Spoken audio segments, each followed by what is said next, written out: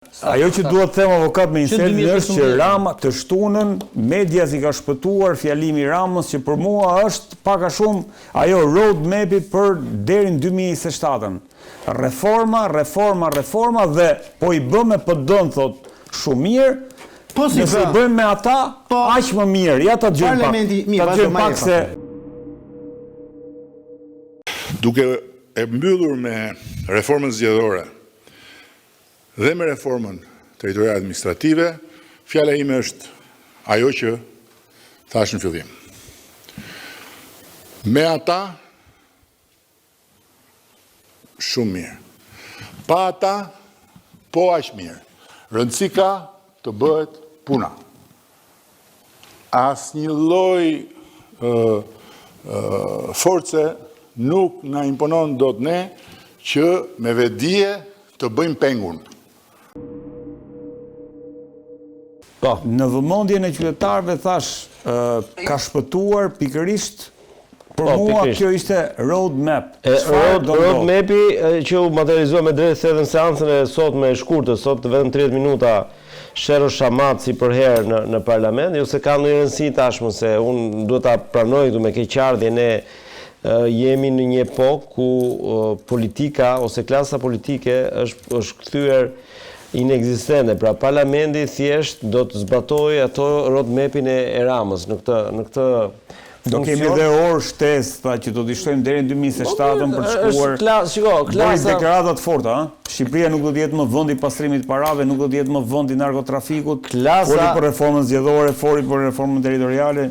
Klasa që është në këtë rast parlamenti do të zbatojë urdhrat dhe orientimet e mësuesit, që është Rama. Absolutisht po. Ne kemi arritur në këtë pikë, duam ta pranojmë, ky është fakti, pastaj na pëlqejmë është tjetër gjë. Ne kemi sot një mësues që është kryeministri i vendit dhe kemi një klasë që është parlamenti.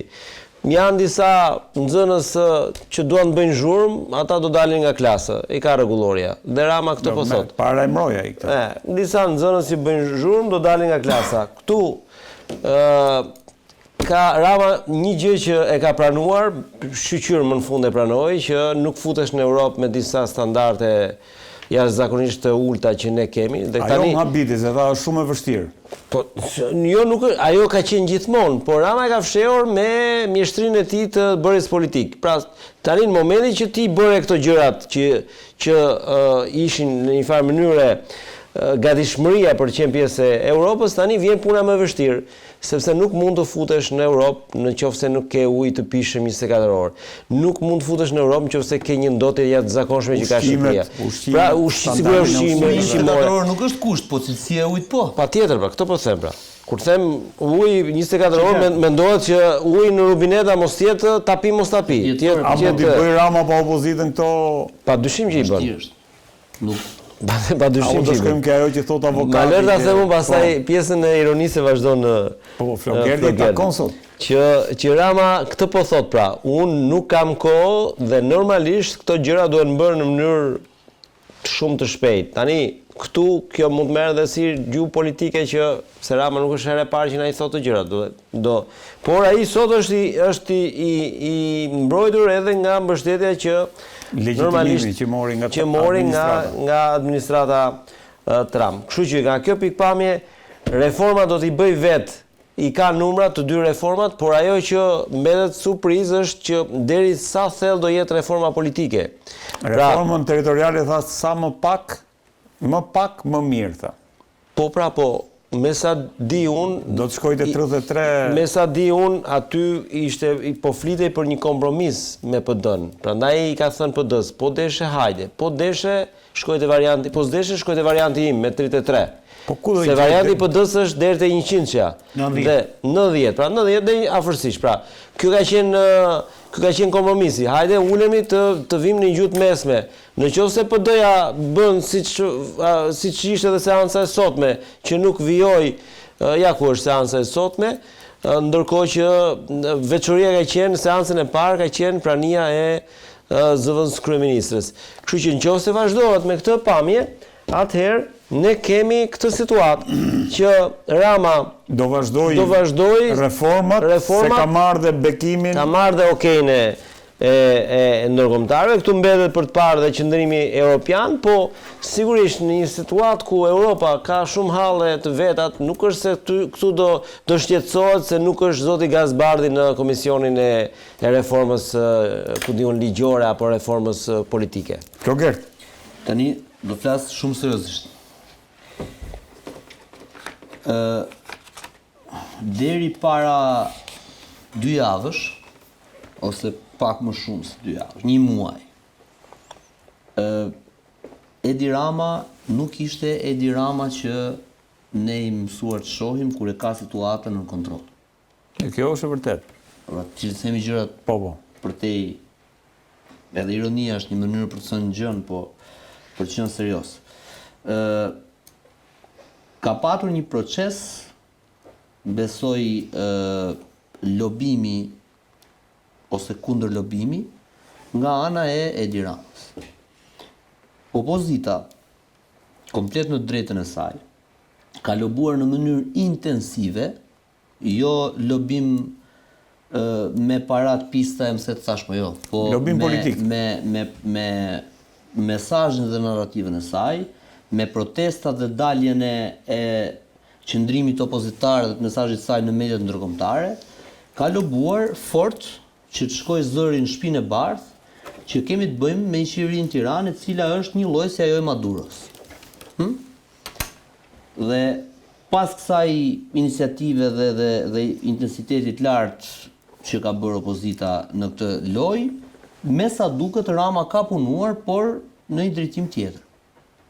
Pra, jo me tamtame, jo me deklarata dhe përballje me opozitën, por me kanalet e tij të këshilltarëve që ndoshta dhe të informacionit i ka çuar Departamentit të Shtetit, institucioneve tjera amerikane, të vërtetën e tij. Pra, më thonë narkoshtet, por realiteti është ky. Më thonë i lidhur me këtë, por realiteti është ky.